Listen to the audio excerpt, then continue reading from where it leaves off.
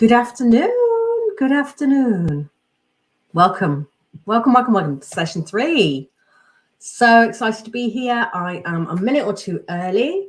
So welcome to those watching already. Thank you so much for being here. I'm Claudine, Seascape Blue, and I am going to take us through day 3 of this epic week, this mini course. So today's the final session.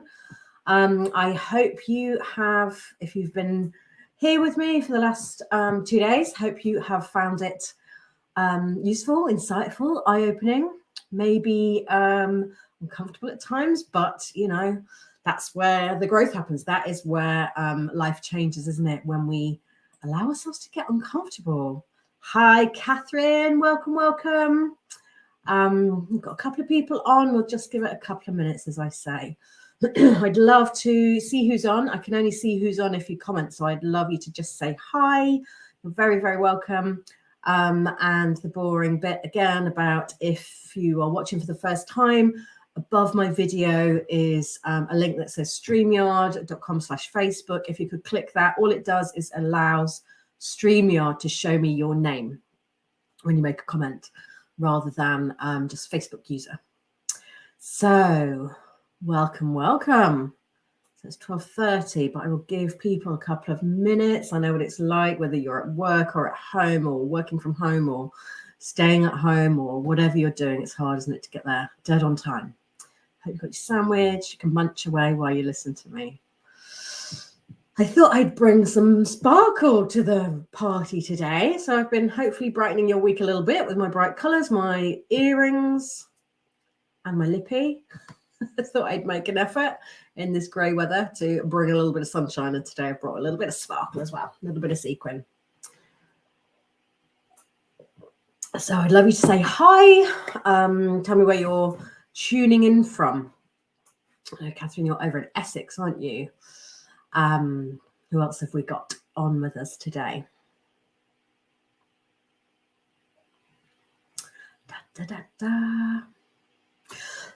Excuse me. I was hoping my cough would have gone by the time I was doing this, but hey ho, that's life.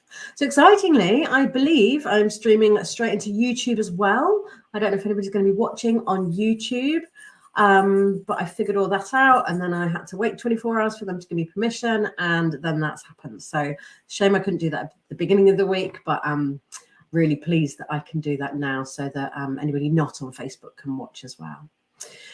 So I think I will get cracking. Anybody who has been here already this week, I'd love to hear what you have taken from the 2 sessions we've done so far.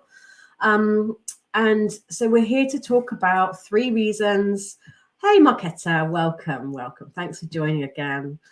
3 reasons why losing weight doesn't make you happy, and what you can do instead to feel happy and healthy in the body you have, because you can. We've talked so much about all the different ways, haven't we? So I promised 3 reasons, and the first one we talked about on Tuesday was reason 1: diets don't work over 95% of the time. So again, as I've said, and forgive me for the repetition, those of you who have joined me the last 2 days, but actually the subconscious loves repetition. So yeah, it just helps those messages really sink in. And a lot of the work I do is about changing subconscious patterns, beliefs, habits, thoughts, feelings that we really don't think are changeable a lot of the time, but actually they are. It takes work, and repetition is one of the things. So no apologies for repetition. So we talked about why diets don't work in the long term over 95% of the time. In my coaching, I go into a lot of detail about why, what are the kind of effects on the metabolism and all that sort of stuff. But research has shown, lots of different research has shown that diets don't work, and in the long term, most people lose the weight, stop losing the weight, eat normally again, and then put the weight back on and more. And we've talked about how that diet, weight cycling, yo-yo dieting is really harmful for our bodies in the long term. But the diet industry makes us believe that we're the ones that are failing, we're the ones at fault, because that way they can keep us coming back and keep us paying more money.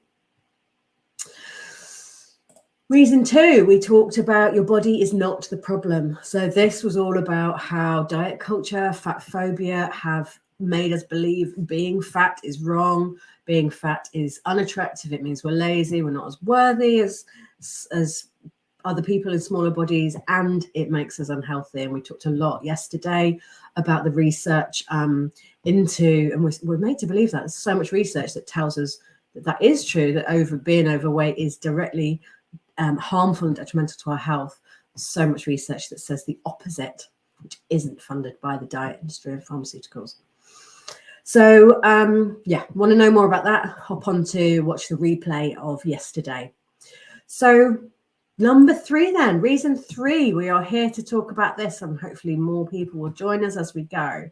Reason 3 is about you are worth so much more than how you look. So we as women, and I think to some extent men, but I definitely think much more so on women, we are brought up to be pretty and to look nice and to, be the object of mostly male attention. And we are given the messages all our lives. And we'll talk about where they come from specifically later on, but we're given those messages all our lives that we're put on this earth to look pretty, and everything else comes from that. And the more beautiful we are, the more successful we'll be in every area of our lives. So there's this phrase that comes from several different sources. Your body is an instrument, not an ornament. So like I say, we're not put on this earth to just look pretty for other people's benefit. We are on this earth to do things and to live life and to, whatever we're put on this earth for. We've all got a different calling and a different purpose, and it isn't just to look pretty for other people. So hi, finding your fabulous, Sharon. Hi, how are you? Positive body image is not about believing your body looks good. That's a part of it, I totally believe, but it's more about knowing your body is good regardless of how it looks. Hi, Tina. Okay, love to hear from you when you've caught up later on. So this is Beauty Redefined who say this, who've coined these phrases.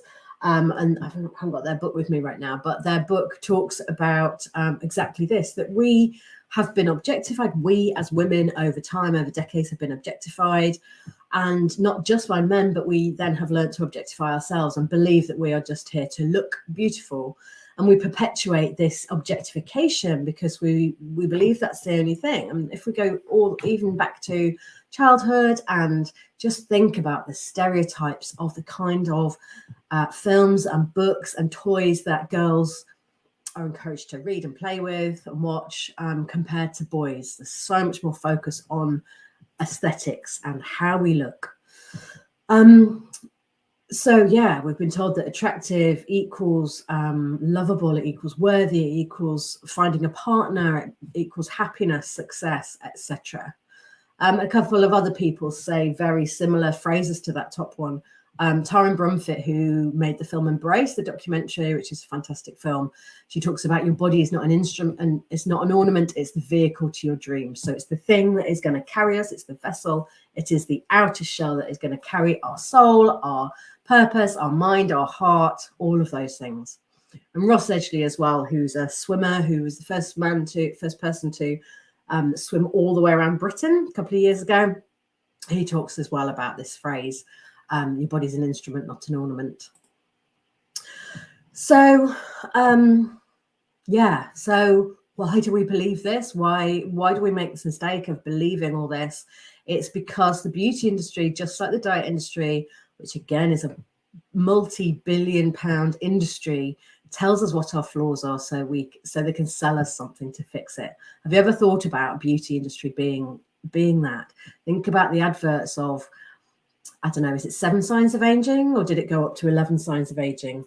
There's one, I can't remember what brand it is, but somebody, don't watch much TV with adverts anymore, but I remember thinking, wow, that's a lot of signs of aging. How can we possibly fight all of those? Oh, brilliant, they've got a cream and it's going to fight them all and it's going to make me look 21 again. Fantastic. Aging is a really big thing, isn't it, for women? Men are allowed to age in a way that women aren't by society. But aging is a privilege. This is what we don't get. We're allowed to age and we want to age, because what's the alternative? We can't stop time and not age. So the alternative is not living into a great grand old age. And some women don't, some people don't have the privilege of that. Of course, they get ill, things happen, they die young. And so aging is a privilege. Living a long life is a privilege. So why are we so hell-bent on not letting it show with our wrinkles, our greys, our God knows what else the other 7 sides of aging are. So yeah, so many examples of this. Cellulite cream. So cellulite is something that depends on the structure of how your fat is stored in your body, which is slightly different for different people. And some people, if you have a particular fat structure, it doesn't matter how much or how little fat, we've all got fat on our bodies, it doesn't matter how much or how little, if you have this particular fat structure, then that is going to show as dimples on your skin. It's not a flaw, it's a naturally occurring thing. But I believe the first time it became a flaw was because somebody created a cellulite cream, and then we were told that it was a flaw and then sold us cellulite cream. I think it was in Vogue magazine in the 60s. They told us that cellulite is a flaw. It's something that is ugly and needs getting rid of. Here's a cream to help you. Come and pay us billions of pounds. Not literally, you know what I mean. What else? Shapewear, Spanx, for example. Yeah, squeezing our body into contorted shapes in this underwear just to look smooth and slim and right and all of that stuff. Slimming lollipops. There was Kim Kardashian, I think, was battered a few years ago by the anti-diet press for selling these lollipops that supposedly make you slim. I imagine they've just got laxatives in them. Teas, again, slimming teas are basically laxatives.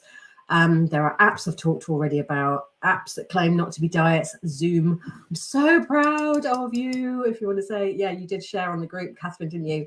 I was so happy to get that message that you'd cancelled your Noom subscription. Hallelujah. Support groups, cleansers, detoxers, all these things that tell us what's wrong with us so that they can sell us something to fix it. So what does all this do? All this chips away at our self-worth, because you cannot separate body image from self-worth. If we have negative body image, if we believe this outside shell is not good enough, then that's always going to have an impact on how we feel about ourselves as a person. So we're constantly striving for what we're told we should be. And things like beauty, whatever we define that as, are transient, aren't they? And unsustainable. And weight loss, we've talked about it being unsustainable, unrealistic. So we're always waiting for that day when I feel like this, when I've got rid of those wrinkles, I will have a photo shoot. When I've got rid of my grays, I'll feel better. When I've lost those few pounds, I'm going to buy that dress, whatever it may be. And we're never going to be happy in the now with what we've got. So when we can stop thinking this way, we can accept our bodies as they are now, we can focus on wellness, and we can prioritize our mental health alongside our physical health. We can be free from all of this bullshit. We can absolutely free ourselves up, free our mind, free our headspace, free up money that we're spending on these things. One of the first things I did when I went on my body image journey was stopping buying magazines that actually I thought were inspirational, but actually they were making me feel crap because I just not even consciously compared myself to the pictures. Obviously the photoshopped and the filtered pictures, but it seeps in subconsciously, doesn't it? So we look at these pictures, and then next time we try on a dress, next time we go shopping and we're in the changing rooms, subconsciously we just don't feel good enough because we don't look anything like that picture we saw. Maybe we saw the dress. I used to buy Grazia a lot. Maybe we saw the dress in Grazia on somebody, and then we go and try it on. We find it in the shops. We go and try it on, and it doesn't look anything like that. So there is that comparison, even if we're not doing it consciously. So I'd really love to hear from you. I'll catch up with the comments in just a sec. I'd love to hear from you what it is that you personally hold yourself back from. I want you to think about the time, energy, headspace, money you would free up if you weren't thinking about these things. Your size, your weight, your skin, the food that you eat or don't eat, the exercise you do or don't do, clothes, all of that stuff. I give you loads of examples at the beginning about some of the things people hold themselves back from. It might be new hobbies. It might be being intimate with your partner. It might be going out and meeting a new partner if you're single. It might be friendships. It might be career things that are really impacted by your self-worth related to your body image. So what would you do if you could accept your body? What are you holding back from? What would you do with that extra time, headspace, confidence? Excuse me. So, yeah, Catherine, you said, I have researched lately whether pretty and slimmer people have an easier time at work. Oh, interesting. Based on some behaviors I've observed where men share an obvious preference for an attractive female. Yeah, I found there's some beliefs that this is true, and it goes back to times when men would be selecting females for procreation. Yeah, some of this is in our DNA, isn't it? We want to attract a mate. That is that is primal need, and we need to be attractive to attract a mate and procreate. But it's what we see as attractive. That's where the issue is, isn't it? And also, of course, that some people are single and more than happy to be single and loving life and all the rest of it. And not everybody on the planet needs a partner and to procreate. Of course not. Absolutely. I think the men are weak and pathetic and embarrass themselves. They should clearly choose me. Yes, they should, Catherine. Marketa, I love aging. I love wrinkles. I worked as a carer for elderly, and those people are so beautiful. Absolutely. There's a whole life behind those wrinkles. Oh my God, yes. That just reminds me of this quote. I haven't posted it for quite a long time, but it's a picture of a beautiful, wrinkled old lady. And the quote is about, if only our eyes saw souls instead of bodies. I've got the quote here, actually. How different our ideals of beauty would be. I'm going to post that on the group when we finish, because I just think it's a gorgeous one. So true. Thank you for that. Sharon, I was feeling so positive yesterday, then saw my GP with a swollen, painful knee. She, of course, said it was worse because of my weight. Yeah, well, we all know what we can do with that opinion, don't we? After yesterday. Yeah. Would she say that to a professional rugby player? Probably not. Start to live again because I don't go out unless I have to for an appointment with a GP. Or yeah, absolutely, Marketa. Yeah, start to live again. That sums it all up, doesn't it?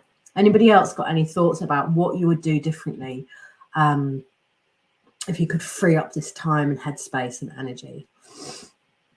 I'd love to hear your thoughts. I'll carry on, but please do post about that in the comments. So, yeah, this is one of my wonderful previous clients. She talked about how the course had a profound, she did the 10-week online coaching course. I'm going to talk about it in a little bit. She said the course had a profound effect on her. Her confidence rocketed. There's plenty of stuff in my life to take up my time and energy. Excuse me. But my appearance simply is not a worry of mine anymore. So that's it, isn't it? It's not like I keep saying, it's not like every day you're going to be obsessively looking at yourself in the mirror, wondering how you became so utterly beautifully attractive. If you do that, brilliant. But what I want for you is to really believe the stuff about that I said. You are worth more than a body. So just to become neutral, just to become freed up from thinking about how you look all the blooming time and what you eat and how you exercise and all that stuff I said already. And it really happened for Denise. It just, her appearance simply is not a worry of mine anymore. And she did things like the changes she made were giving herself time, giving herself permission. She embraced sea swimming. She was already swimming when she started the course, and then she would go to a friend's house, get changed, cover up, be really, really self-conscious on the beach. And then as soon as she got out, she'd kind of cover up, feel really, really awkward and uncomfortable. She loved being in the sea, but being on the beach, doing the changing part was just excruciating for her. And she learned to just not give shits about that, which was just incredible. And also she noticed that she'd been wearing clothes that were just, quite bland and quite boring colors, in her words. And she rediscovered her love for colors. She bought herself some, bright colored tights and more skirts again, even when she was sitting at the computer working from home. Just awesome. She just sparkled. She really sparkled. Anyway, So does this land with you? Does this look familiar? Both of them say in very different bodies saying, I wish I had her body. And that's it, isn't it? We assume people with the body we think we want are happy in it, but people in every shape and size of body have insecurities, wish they could be different, and do things to change those bodies.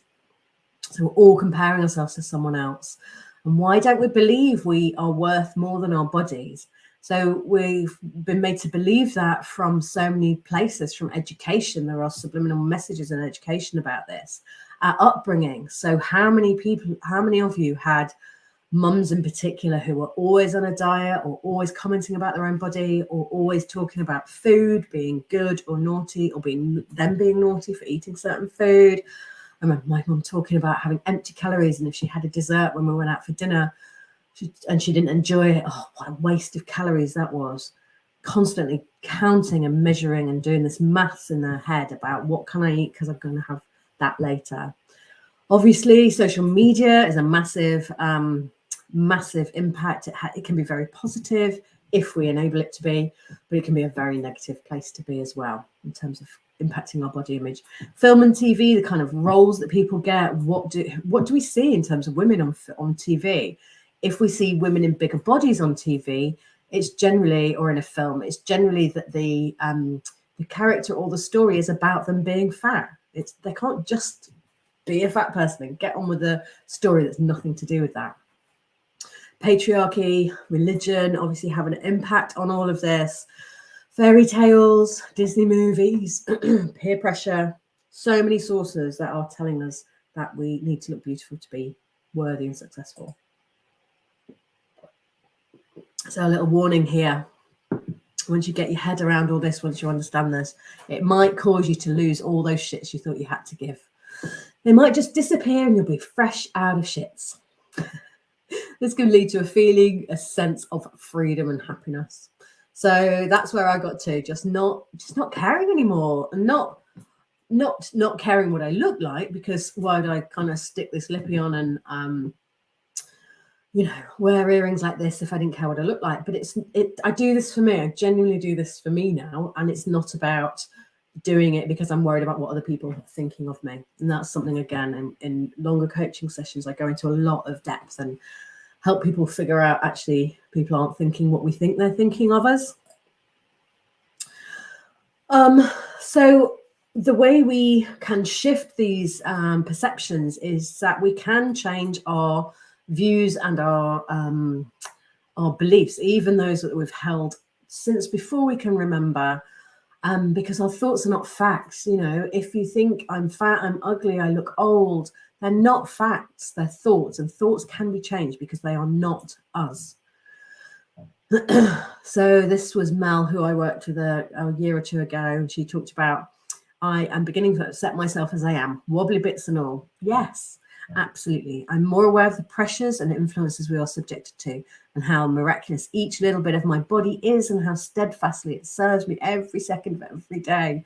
We give our bodies such a hard time, don't we? We wouldn't be here without them, just to state the bleeding obvious. I'm so happy, amazed, and grateful for what it's done for me during my 46 years. Yes, absolutely. How often do you stop and think, what has your body done for you? What has your body enabled you to do? So, as I've said, kind of understanding all this stuff around diet culture can really lead us to self-compassion. That is a big, big message that I give everybody in my community. We can be so mean to ourselves, and we deserve so much more compassion, both in our bodies and in us as a person. How often do you criticize yourself? Whether it be, oh my God, I'm so stupid, I can't remember, I can't believe I just dropped that glass and smashed it and spilled water all over the floor. I'm so stupid. Right through to, oh my God, I look terrible. Look at me. Look at that fat wobbly bit on my belly. I'm so lazy. I'm so useless. How often do we say that horrible, mean stuff to ourselves? We let our minds bully our bodies all the time. So I'm a massive advocate of self-compassion and acceptance and realistic expectations of how we look and how we perform in the world. As I've said, it's really closely linked. Body image is so entwined with our self-worth in general. We can find a feeling of peace. We can give less shits. We can find freedom, headspace, all of those things once we unlearn this diet culture stuff. Just going to the comments again. Sharon, my 9-year-old daughter has boobs and she's already getting comments at school pointing them out. Yeah, I don't remember being that young and I wasn't expecting it. It's made us self-conscious very quickly. Yeah, I'm not surprised she's feeling self-conscious.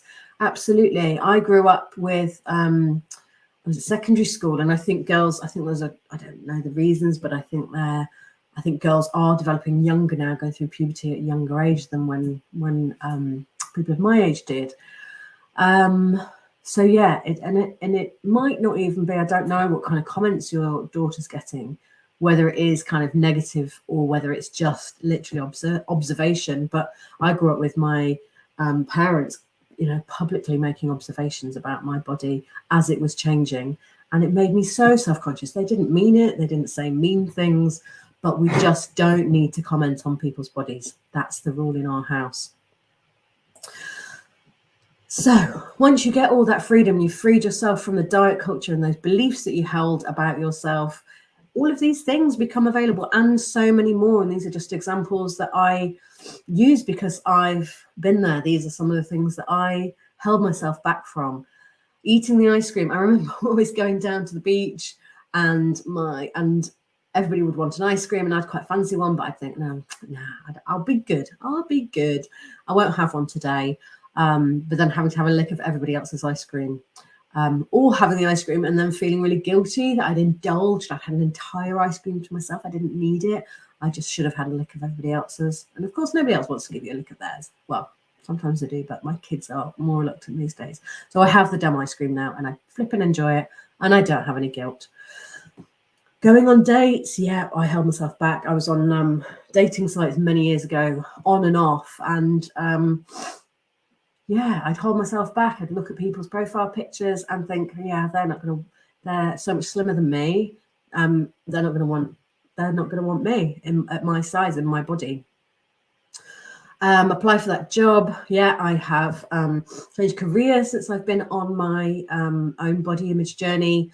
And yeah, a lot of my clients, it frees them up and gives them confidence, like I said, in all areas of their lives. Doing that hobby, doing that thing that you've been thinking that you can't do. I've given the example of stand-up paddleboarding. I thought I was too fat and heavy to get back on a paddleboard if I fell off it in the water. And now I know it's not about weight and size, it's about strength. Ditching the scales and the counting. Yeah, I took yesterday to know about when I ditched the scales and then I got obsessed with the tape measure. Then I managed to chuck that out. Wearing the dress, the shorts, the swimsuit. I wear what the hell I like and I don't care now what other people think. If I want to wear shorts in the summer because it's hot and my legs are getting sweaty, I'll wear them. And they don't have to be flattering ones. Don't get me started on that. That's another tangent. I accept myself and I order what I like on the menu. Again, when I was trapped in diet culture, it was, I really fancy this, but actually, no, it's too many calories in that, too much fat, too much carbs, too much this, too much that. I'll have the salad or I'll have the chicken or I'll have this thing that's a little bit boring and not really appealing to me. So again, what else would it enable you to do? Some of the things that my clients have done, one of them totally shocked me and herself and the rest of the group on the last course when she booked herself a sexy photo shoot, a boudoir photo shoot, something she never in a million years thought she would ever have the desire or the confidence to do. And it was tough. It was not a plain sailing. It was not an easy thing for her to push herself to do, but she pushed that comfort zone and she did it. And she felt incredible and got some absolutely stunning pictures. I've had clients starting new relationships who have been holding themselves back, and people going traveling as well who thought that wasn't for them for a multitude of reasons relating to their body image and self-worth and confidence. So why don't people do this? Why are people still convinced that losing weight is the key? So yesterday I kind of responded both on the live in the session and with some messages I got afterwards. Talked a little bit about, I know some of this is hard to believe. Some of this is like the opposite of what we've been told all our lives and what we've been shown evidence of all our lives. And I was trying to think of an analogy of, when I was thinking about climate change, when the tide starts to turn and most of society thinks you're just a bit bonkers for going down and believing some, research report that says what you want it to say. But actually the tide's turning. There are more and more and more research. There is more and more research coming out that shows that this, the stuff that I've been sharing is fact, is sorry, I was just getting distracted. So this, I was just wondering how old this book is, because this is a few years old now. This is a great resource, Health at Every Size by Linda Bacon, who is now Lindo Bacon. And this is quite a few years old. So there will be way more research that has been pulled together since she wrote that book as well. But it's a good resource if you're into the research and you want the proof about this stuff. So people don't believe a lot of this stuff because of fear of themselves, fear. So some of you guys have expressed it already, talked about, I'm scared to stop dieting. I'm scared to jump off that. I'm scared to release control of what I eat and trying to control my weight because I'm just never going to stop eating. I'm just going to balloon and I'm going to be the size of a moon. And Catherine, bless you, yesterday you said you're going to be craned out of your house on some TV program. It's not going to happen. That is not what happens when we get off that diet culture train. So shifting the culture, our mindset isn't easy, whether that's societally or individually. As I kept saying, we have been told this stuff all our lives. So shifting it is hard, but one of the most incredible, freeing things you could ever do for yourself, in my opinion. So what can we do instead? So just very briefly, I work a lot with subconscious, creating new thoughts and patterns and habits which impact our emotions and our behavior. So if you can see this image, it's two paths in a wood, and this is the idea of neuroplasticity, the idea that our brains aren't fixed once we become adults, as we used to think. Science for many decades now has known that actually they're much more malleable and changeable. And this is the whole thing about how habits and thoughts and beliefs can absolutely be shifted in the subconscious. And our subconscious is around, again, different pieces of research say different things, but it's at least 96% of our entire brain and our entire function. Our conscious mind is only 4%. Some say it's way less than that. So this is why sometimes some of this conscious, just listening to me talking about this is only going to be talking to that 4%. And actually it's the deep work that really, really changes us and makes lasting change in those beliefs and habits that will free you up. So these two paths in a wood. So this idea is that thoughts and behaviors become more ingrained and stronger the more we believe them. So if one of your thoughts, for example, is I'm fat and I'm lazy and I don't look good. So that thought goes through your head every single time you try and clothes on, deciding what to wear, eating some ice cream, looking in the mirror. The more you think that thought, the more it treads that path, the more clear that path becomes, like picture number one.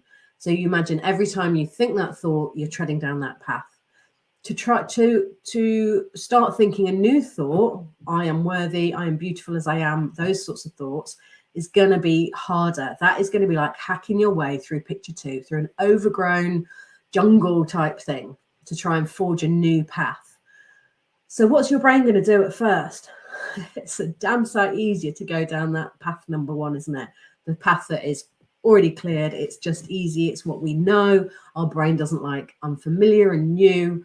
It knows where it's going. Even if it's making you miserable, it's still safe. It's not killing you. It is keeping you safe. That's what the subconscious thinks. So, but actually, if you think about hacking your way through that path, or not even path, that overgrown jungle in picture two, the more we hack, the first time it's going to be really hard. We're going to need a machete. We're going to chop our way through it. Then tomorrow, when we come back to that path, it's going to be slightly cleared, isn't it? And then if we go over, we force ourselves and we practice and we repeat and we do that work to think about how we can, to think more positively about ourselves and more accepting of ourselves, we clear that path. It starts to get trodden. It starts to look like the path on the left. And what happens to the path on the left when nobody's walking down it, when our thought patterns are not going down that path anymore? That's going to become overgrown. And our default will become path number 2, which you have by then cleared. I hope that makes sense. That is kind of real brief summary of how I see changing our patterns in our subconscious. So what are these new habits? They are things like catching those negative thoughts, noticing what we say to ourselves in the mirror, which even that first starting point can be really hard. Reframing, uncoupling our looks from our worth. Affirmations, hypnosis, journaling, doing gratitudes, and coaching. And all of these things are ways that I work with my clients. So what can we do? We can ditch comparison. We can stop comparing ourselves to strangers, friends, people in social media, people in magazines, and to the old you. So how many of us look at photos of old us and think, oh God, if only I could get that body back again. If only I could be that size again, that shape again, that young looking again, that whatever it may be, that smooth complexion again. But we're aging, as we've said, absolutely, and we have a privilege to do so. Or do you compare yourself to an imaginary future you? So does it, do you think about, right, when I, like I said so many times, when I get that body, when I get those looks, when I achieve that goal, that's when I'll start living and feeling happy in myself. So comparison isn't always to other people. What else can we do? Diversify our feed. So some people talk about like our diet, our sensory diet, our entire diet isn't just what we eat. It's about what we consume in general. So we need to be really conscious of that, don't we? So we need to make sure that what we see is a whole range, diverse range. So the easiest example of this, like I said before, I stopped buying the magazines that actually I thought were inspirational but made me feel crap in the long run. I've stopped following anybody on social media, including friends that I've unfriended or unfollowed or muted or whatever, who talk about diet and weight loss. I have, any influencers, anybody like that. A lot of them I didn't follow to start with, but I don't follow those. And I've made sure that my feed on my Instagram, which I'm on mostly for my business, and my Facebook, which I'm on for both business and personal stuff, I make sure that I'm not getting those messages. And that also means with the algorithms, if I don't follow like people who talk about weight loss and diet and all that sort of stuff, I don't get that stuff advertised to me. And it's really shocking when I occasionally get something through about a diet or a fitness program or something like that. I really notice it. Whereas sometimes we just follow those. We think we're being inspired and motivated by them, but actually it's subconsciously telling us how crap we are and how we're not living up to those expectations. Awesome, Catherine, great work. You were on fire yesterday. Came off any groups about slimming, recipes, etc. Oh, so good. Makes my heart sing. Catherine, you also said, I liken it to learning a new language. Yeah, you have to learn and practice over and over, and it gets embedded in the subconscious. And suddenly you're fluent. You don't have to constantly think. It's just there. Oh, I love that. Love, love, love that analogy. That's brilliant. So learning new habits and new thoughts about ourselves is like learning a new language for sure. Go on to the recipe books next. Excellent. So I saw a meme or a thing on Instagram yesterday. This woman sorting out her recipe books, getting rid of all the slimming recipe books, but she didn't want to give them to a charity shop because she's like, I don't want anybody else to see these as well. I'm sorry, they're going in the recycling. So we think we can shame ourselves into being motivated, don't we? And that's why we don't do this thing of diversifying our feed. We follow things that we feel like will be inspirational, but actually, we go into comparison. And we're so desensitized to the pictures we see, we don't always notice them making us feel rubbish. Excuse me. But like I said before, they do on a subconscious level. So something else just popped into my head then. I'll come back to it.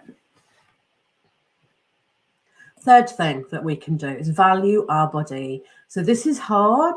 This isn't easy. But even if we live with pain, chronic pain, conditions, disabilities, our body still does good stuff for it. It's still for us. It still allows us to live. It allows us to be. It allows us to experience the world. Maybe it takes us on adventures, allows us to go out, allows us to travel, perhaps. Excuse me, when the world isn't full of COVID and all the rest of it. So sometimes we just focus on what does it not do for me, and how does it not look how I want it to look? What do I want to be different about my body? But gratitude practice in general, and certainly to do with our bodies, has been proven to rewire the brain in that way that I've been talking about already. So I've already shown this slide, haven't I? I've got it in twice. So it's that fear and control, like I said, that stops us making these shifts, changing our minds. But you can shift your body image, because I have, and as I said, I showed you this picture at the beginning of session 1. My before, where I was the slimmest I've ever been, I was happy on that day because it was my wedding and it was fabulous. But I was miserable, and I won't go into that story again. I think I said it on day 1. I think it's day 1, possibly yesterday, about how miserable it made me, how it really impacted my mental health to get to that size and to try and maintain that. Whereas in picture 2, I have discovered my joy, I have accepted my body, and it wasn't easy. It wasn't an overnight switch. It was hours and hours of reading, watching films, therapy, coaching, spent an absolute fortune. And what happened over that time with all that hard work was realizing I didn't have to subscribe to society's ideas of what my body should look like. I learned the lies. I took off the blinkers, which hopefully I've done for you guys over the last couple of days. I can see diet culture for what it is. And like I said, I think yesterday, once you take the blinkers off, you can't unsee that stuff. I've done a lot of inner mindset work and this subconscious work that I've been talking about to really rebuild the relationship. Both, I think it came in stages for me. It was accepting my body, rebuilding the relationship I had with my body. And then I realized that was connected to the relationship I had with myself and the worth that I put on myself, which I've rediscovered. What a wonderful human being is in here. So I also managed to uncover lots of reasons why I never felt good enough. So yeah, going back to experiences I had when I was younger and how those patterns and negative thoughts and feelings had been embedded into my subconscious, and then found out how to undo that. And sea swimming, I've not talked an awful lot about sea swimming. I know I've mentioned it, but that was very much a part of my journey to accepting and loving my body for what it is. Being able to get into freezing cold water, being able to swim distances, being able to get changed on the beach and not given a toss who's watching. You know, I don't just get naked on the beach, but maybe I will at some point if the fancy takes me. But I don't care if I flash a little bit of bum or a little bit of boob briefly, because the main thing about getting changed on the beach is getting warm, especially at this time of year. So yeah, I don't care anymore about that. I swim with so many women, mostly women, a few men, but people with all sorts of shapes and sizes and bodies and abilities, and just surrounding yourself with real people, real bodies. That reminds me of some research in, I can't remember if it was Scandinavia or Germany, somewhere where saunas, naked saunas, are very popular and just normal. And you look weird if you go into a sauna with a swimsuit on. And it can be really beneficial to body image because you're just surrounded by real bodies and not just the bodies, the pictures we see of bodies photoshopped, etc., etc. And the positive, uplifting community. That's the other thing I've got from sea swimming. And all that feeds into having a healthy and positive image of ourselves, doesn't it? So obviously you can spend years doing what I did, watching the films, reprogramming your subconscious, reading the books, figuring it all out by yourself and doing the work. Or I want to introduce you properly. I know I've mentioned this, but I really wanted to introduce you to my online group program, a unique approach to making this lasting transformation. And I deliberately use that word because the whole, it's a contradiction of body transformation, the before and after. This is a body image transformation. So the doors are open now to sign up to my next course, which is going to start on the 14th of Feb, which is quite apt, I think, because who needs Valentine's stuff anyway? Let's make this Valentine's all about self-love and self-care and self-acceptance. So the program is all about making peace with your body, recognizing your worth, and freeing yourself to do all those things that we've talked about. And I created this peace activation process, which is each of those letters in peace are a separate module. And first one is around pursuing a new perspective. So that is about going into all this stuff I've been covering, but on a deeper level. So ditching diet culture, moving away from disordered eating or even recovery from eating disorders, and learning to listen to and work with your body. Then the E is about embracing your body so you can give it the respect that it really deserves, move it in a way that brings you joy, and taking genuine care of it, because that's often what we don't do, isn't it? When we don't like our bodies, why would we look after them in the best way we can?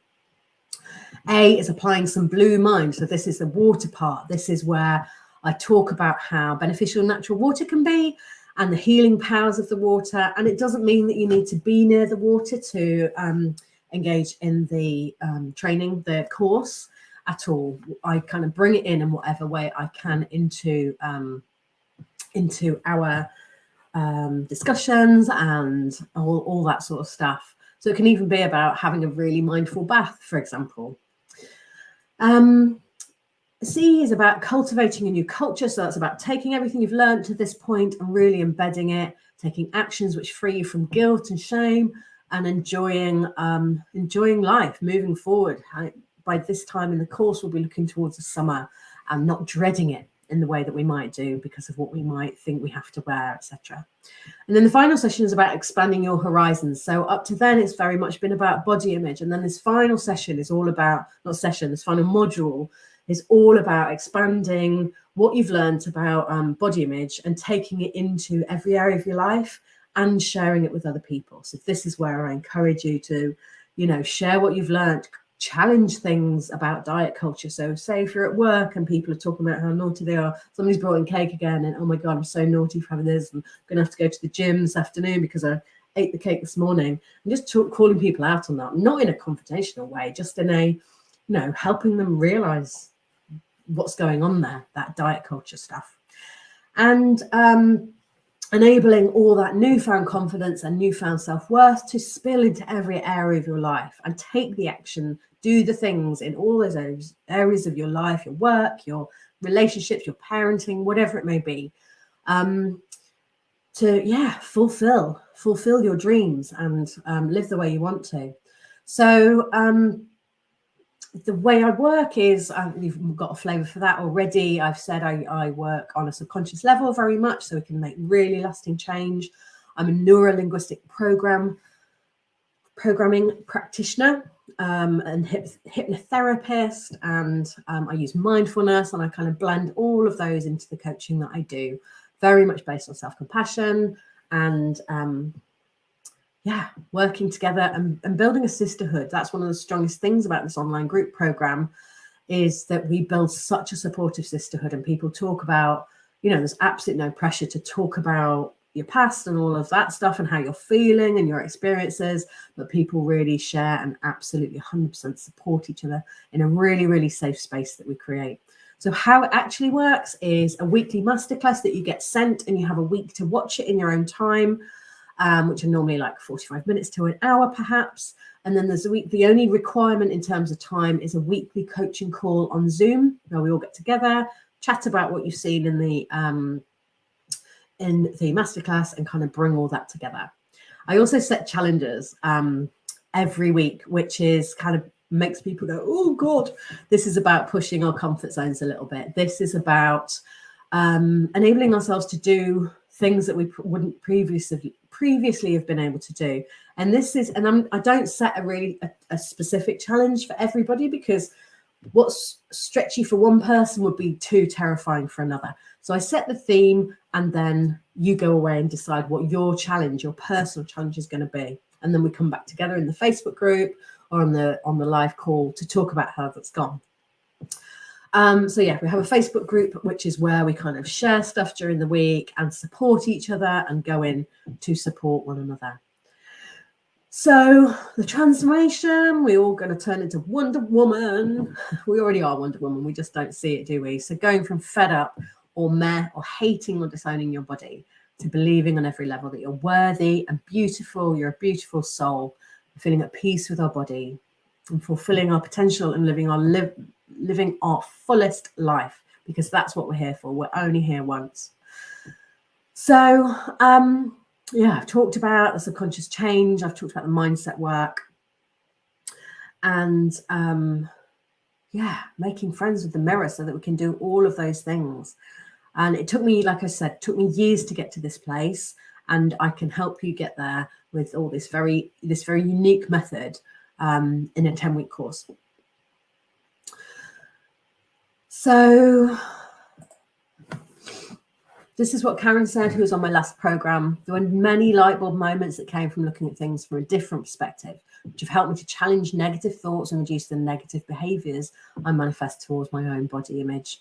So yeah, light bulbs. Hopefully you've had a ton of light bulbs this week, and it's just giving you a flavor of what you could get in that 10-week course. So the ways to work with me, the Body Kind Mind Code is the key one that I am talking about, because I'm starting the next course in a couple of weeks. Like I said, Valentine's Day, as a way to kick off our journey into self-acceptance.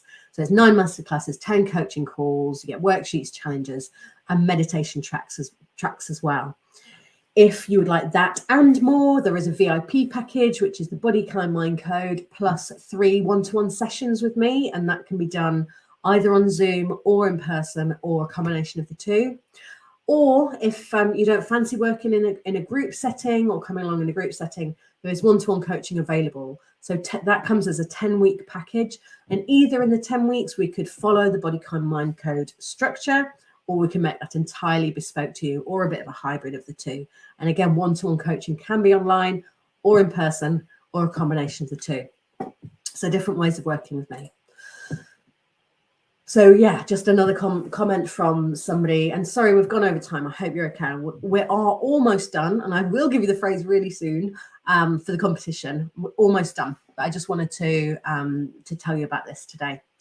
So the Body Kind Mind Code has really helped me shift my negative view of my body and helped me reframe how I look and how I talk about myself. It's been incredibly empowering and many light bulb moments, that word again, throughout the course. Claudine is so compassionate, caring, and knowledgeable that if anyone wants to get off the diet train and learn about how to shift their mindset, this is a course for you. Absolutely. Grace had such brilliant changes and shifts in her overall confidence, not just about her body. Yeah, there's permission to take up space in the world that we don't give ourselves permission to do. So the investment that I invite you to think about making, the Body Kind Mind Code is usually £699. The VIP package is worth £999, and at the moment, so that's the one with the group coaching plus 3 sessions with me, that is £749 right now. And then the one-to-one coaching bespoke 10-week package is normally £1,299, and at the moment, the early bird price on that is £999. So it is an investment to work with me. Pricing plans are available. I want to make this work. If this is something that is calling to you, if there is something inside you going, oh, I think this would be really helpful, life-changing, beneficial, then I want to know what's stopping you, if anything is. And often that is either money or time or both. So absolutely, we can spread those payments. Please do talk to me if this is of interest and you're worrying about the money. So it's normally $699 for the Body Kind Mind Code 10-week program. But until midnight on Monday, it's $549. So you could sign up for, if you wanted to spread the payment, £99 deposit before the deadline of the 31st of January to secure that price, and spread the payments out over a further five payments over 5 months. So, and also the other bonus for signing up on time before the 31st of January at midnight is you get a bespoke meditation track. So meditation, as I said, is part of how I work. It's kind of meditation slash hypnosis, and hypnosis isn't as scary as it sounds. It's not like I'm going to make you cluck like a chicken or anything like that. I will create a bespoke meditation track for you. If you haven't already downloaded my free one on my website, please do go to the homepage, seascapeblue.co.uk. At the top, you can pop your details and that'll give you a sense of what my meditations are like. So if you're thinking about this and it sounds exciting, it's making something inside you tingle, it's making you think, actually, this sounds like it would be exactly what I need, then book a chat with me. It's really important that you are the right fit for us working together. It's not for everybody and it's not the right time for everybody. So I'd really, really love you to get on a call with me. Absolutely no pressure and no strings. And we can chat about how you're feeling about this. So if you have only take one thing away from this mini course, I hope you've loved it as much as I've loved delivering it. Take away that you can change how you feel about your body without changing your body. So as I say, we have just scratched the surface in these last few days, and I would love, love, love to go deeper with you.